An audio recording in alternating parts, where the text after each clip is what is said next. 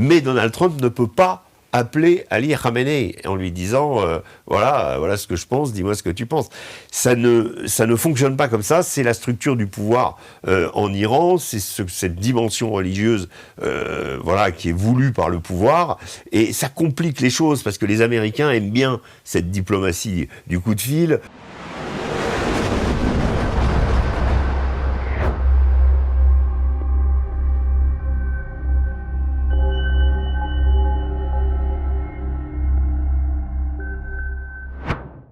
Bonjour Régis. Bonjour Elie. Alors Régis, les négociations entre Américains et Iraniens ont commencé il y a seulement quelques heures. Est-ce que vous êtes optimiste par rapport à ces négociations ? Ouh là là, optimiste, bien grand mot au vu de l'agitation et du degré de tension que connaît actuellement la région, en particulier avec la présence d'une armada américaine dirigé par le navire amiral l'Abraham Lincoln, qui est le plus gros porte-avions que possèdent les Américains. Et au vu des réactions des Iraniens qui ont dit que si on les attaquait, ils riposteraient de façon foudroyante, du fait qu'ils ont montré leurs missiles encore hier à l'air libre, expliquant que voilà, ils avaient tout ça à disposition, les gardiens de la Révolution ont abordé et mis la main sur quelques pétroliers dans le détroit d'Ormuz. Le navire amiral américain, lui, s'est rapproché à une distance suffisante à portée de missiles de Téhéran. Là, on est quand même dans une situation extrêmement tendue. Et pour ne rien arranger, ce matin, 3 heures avant le début des négociations, les Américains ont demandé à tous leurs ressortissants encore présents en Iran de quitter immédiatement le pays. Voilà. Alors, est-ce que c'est de l'intimidation ? Est-ce que il faut ajouter à cela la présence dans la délégation américaine de Brad Cooper, qui est le patron du CENTCOM, le commandement central des armées américaines ? Pourquoi un militaire de si haut rang se retrouve-t-il à une négociation qui va concerner le nucléaire, et peut-être au-delà, si ce n'est pour dire aux Iraniens implicitement, si la négociation n'aboutit pas, nous nous dirigerons vers l'option militaire, et d'ailleurs, on peut aller très vite. Voilà. Donc, optimiste, non. Maintenant, les négociations ont lieu. Vous savez que pendant la semaine, il y a eu un moment de flottement où d'abord, on a annoncé qu'elles allaient avoir lieu en Turquie. Les Iraniens, ensuite, ont expliqué qu'ils souhaitaient qu'elles se fassent autour du nucléaire. Les Américains ont dit nucléaire plus balistique, plus armement. Les Iraniens ont dit non. Il y a eu une période où on a dit il n'y aura plus de négociations du tout. Et puis, finalement, je crois que c'est jeudi, elles sont revenues, non c'est mercredi, et là on a dit ça se passera à Oman. Très important, pourquoi le sultanat d'Oman ? Parce que c'est l'endroit traditionnel dans une région explosive, neutre, dans lequel les Américains et les Iraniens ont pour habitude de négocier. C'était déjà le cas aussi avec les Houthis et les Américains, quand il y a eu un cessez-le-feu dans le détroit de Bab al-Mandab et en mer Rouge, obtenu par les Américains. Ça s'est fait au sultanat d'Oman. Donc c'est un endroit stratégique pour la diplomatie entre Iraniens et Américains, et surtout ce qui est important dans le cadre de l'option de la négociation nucléaire, c'est là qu'avaient commencé, que se sont déroulés plusieurs rounds de négociations sur le nucléaire stricto sensu, et le fait que les Iraniens aient réussi à imposer que ça se refasse au sultanat d'Oman est une indication que pour eux, la priorité c'est de négocier sur le nucléaire, et qu'ils sont prêts à faire des concessions là-dessus. Ce à quoi les Américains sont sensibles, et je pense que c'est pour ça que les Américains ont accepté que la négociation, finalement, se passe à Oman. Je rajouterai pour finir que autour de ces négociations, autour de ces lieux de négociation, au-delà des symboles, des 2 délégations qui arrivent au même endroit, donc à Mascate, la capitale du sultanat d'Oman, il y a aussi tout le jeu diplomatique et toutes les pressions exercées dans la région par les pays arabes. Ce qui est très important cette fois-ci, c'est qu'ils sont vraiment au front, ils sont vraiment, ils poussent pour éviter un conflit, parce que un Iran diminué comme il l'est actuellement leur convient pas si mal quelque part, et ils ont peur qu'un Iran attaqué cible les mêmes pays, les pays du Golfe, les accusant de collaborer avec les Américains, de laisser leur espace aérien pour attaquer l'Iran, d'accueillir des bases américaines, etc. Et le guide suprême a dit que s'il y avait attaque, ça pourrait être une guerre régionale, et pas simplement une riposte sur des intérêts américains. Donc tout ça fait qu'il y a une sorte de boulimie d'action de la part de pays comme la Turquie, le Qatar, même l'Irak par exemple, sont très attentifs à ce qui se passe autour de ces négociations, et donc ils ont fait en sorte que la diplomatie puisse continuer jusqu'à présent.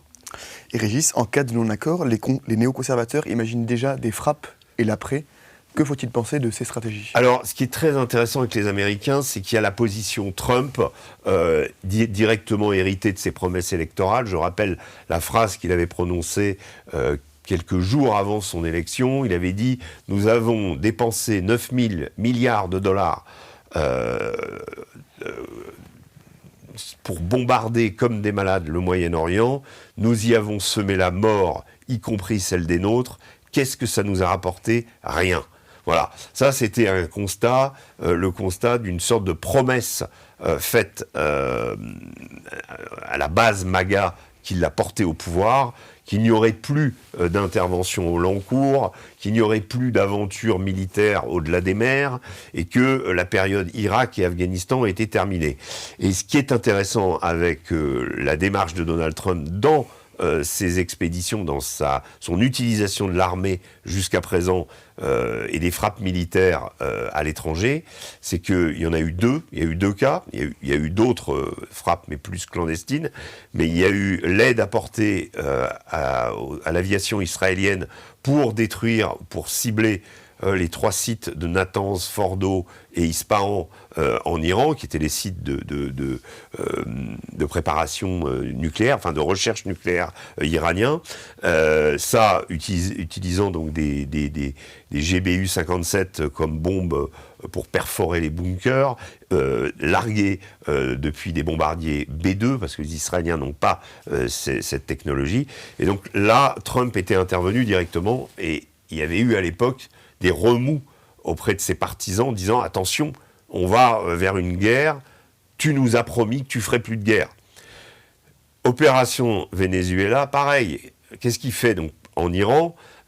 Il bombarde les sites nucléaires et il arrête la guerre le lendemain. Voilà. Qu'est-ce qu'il fait au Venezuela ? Il capture Maduro, il tue ses gardes, les Cubains, il y a à peu près 100 morts, sans un soldat américain au tapis, sans un blessé. Il ramène Maduro à New York, il prend l'adjointe de Maduro et la met au pouvoir, en lui disant maintenant, on conserve les structures. Et il a été interrogé, Donald Trump, là-dessus. Il a dit, vous savez, en Irak, on avait détruit les structures. Il n'y avait plus de généraux, il n'y avait plus de personnes pour constituer un gouvernement. Ça a été le chaos, ça a été un gâchis effrayant. À l'époque, le proconsul américain Paul Bremer, désigné pour l'Irak, avait prononcé la débassification de l'armée, le fait que tout membre du parti basse ayant occupé une fonction en Irak se retrouvait au chômage. Or, c'était la structure du pays était basée pour être professeur, pour être directeur d'établissement, pour être juge. Il fallait faire partie du parti basse. Il était omniprésent. Et tous ces gens-là, évidemment, se sont retrouvés chez eux tout seuls pour ce qui est de l'armée avec les armes. Et donc, ça a nourri quoi ? L'insurrection. Et ça, Trump en est parfaitement conscient. Il ne veut pas retourner à un bourbier type Irak. Très intéressant cette semaine, devant la journaliste Megyn Kelly, J.D. Vance a réitéré la même idée, que l'Iran ne pouvait pas se doter de l'arme nucléaire, mais que le président et lui-même avaient l'Irak en arrière-plan. Or, autour de Donald Trump gravitent toujours des gens qui sont de l'obédience néoconservatrice, en particulier un qui est très incisif sur l'idée de frapper l'Iran le plus tôt possible par n'importe quel moyen, c'est le fameux sénateur Lindsey Graham, qui renouvelle à chaque fois, et quand Trump ne frappe pas, il est déçu. Et vous avez aussi, donc, au sein de l'administration, une préparation en ce moment d'hommes d'affaires américano-iraniens qui sont réunis régulièrement par Jared Kushner, le gendre de Donald Trump, qui est partie prenante.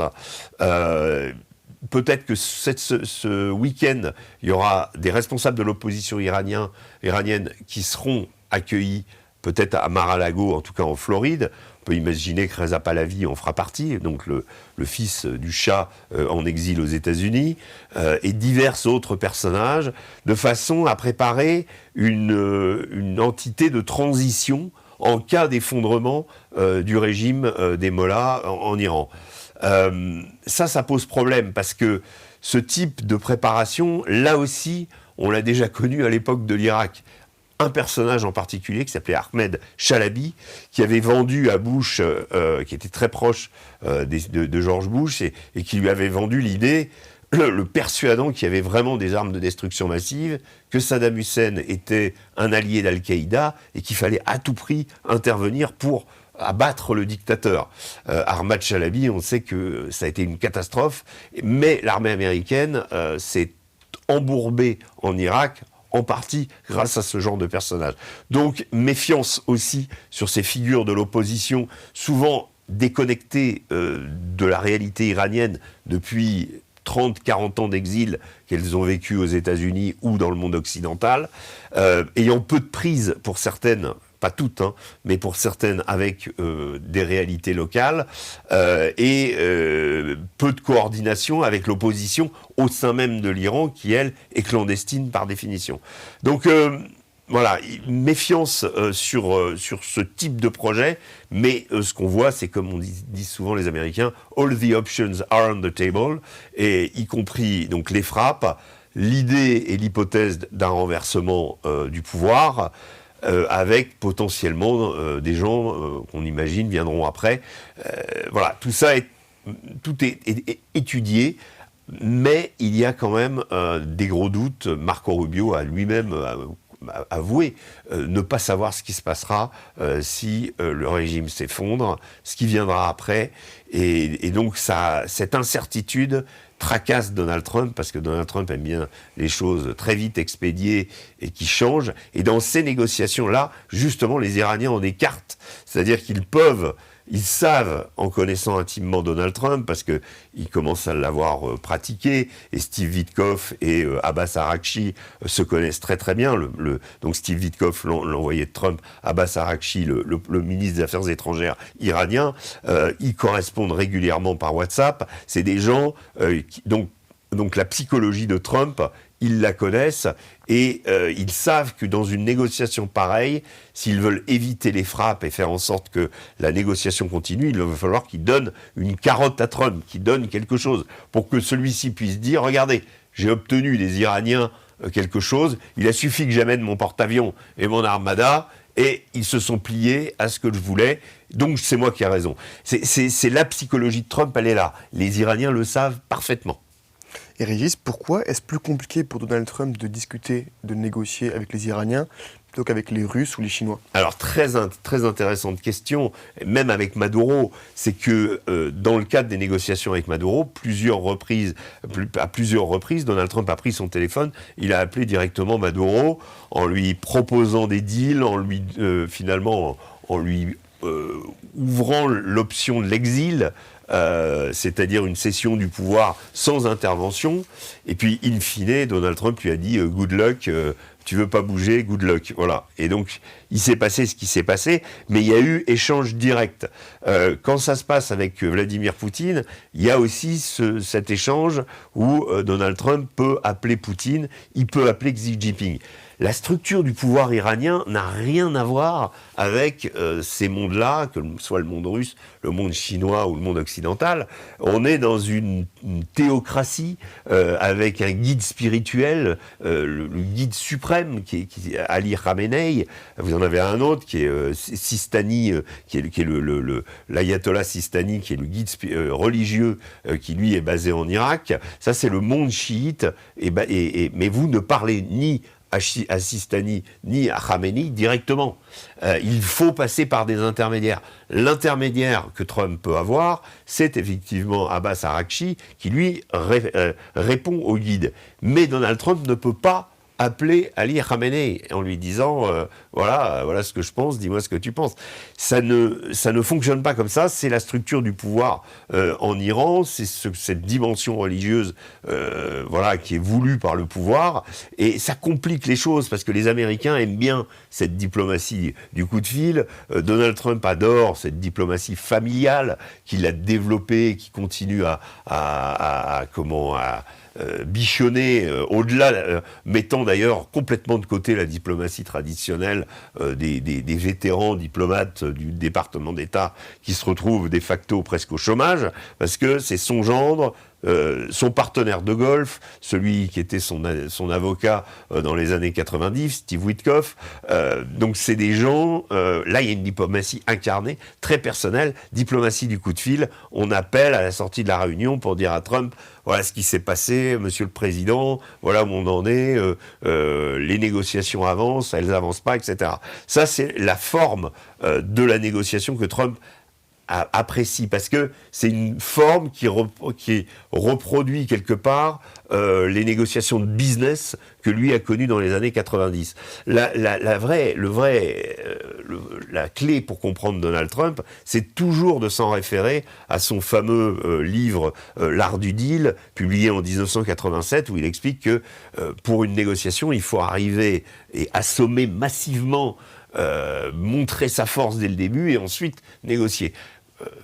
Les formats de négociation avec des gens qui pilotent les négociations, qui sont au téléphone avec lui, peuvent permettre justement de débloquer des choses assez rapidement. Et Trump, à la différence de beaucoup de ses leaders, les Iraniens, les Russes, même les Chinois, n'est pas sur le temps long. Il est sur le temps ultra rapide. Il exige des résultats. Alors parfois ça marche, parfois ça marche pas. Parfois ça se casse sur une réalité, c'est-à-dire que le monde diplomatique, pour un businessman ou un ancien businessman comme Steve Witkoff, le monde diplomatique, il est plus lent que le monde de la négo d'affaires, auquel il était habitué avant. Mais peu importe, Trump, lui, a toujours cette tendance de dire on va faire avancer les choses, et quand elles avancent, on a un coup derrière, voilà ce qu'on fait. Donc là, on va voir, on est dans une forme d'incertitude. Ça fait à peu près 2 heures que les deux délégations sont face à face et échangent. Pour le moment, en regardant les réseaux, on n'a pas beaucoup de choses qui ont filtré. Peut-être qu'avant la publication de cette vidéo, il y aura du nouveau. En tout cas, c'est une affaire à suivre parce qu'elle est très importante, parce que en cas d'échec, on pourrait potentiellement aller vers une confrontation armée avec une nouvelle série de guerres au Moyen-Orient. Merci Régis. Merci Elie.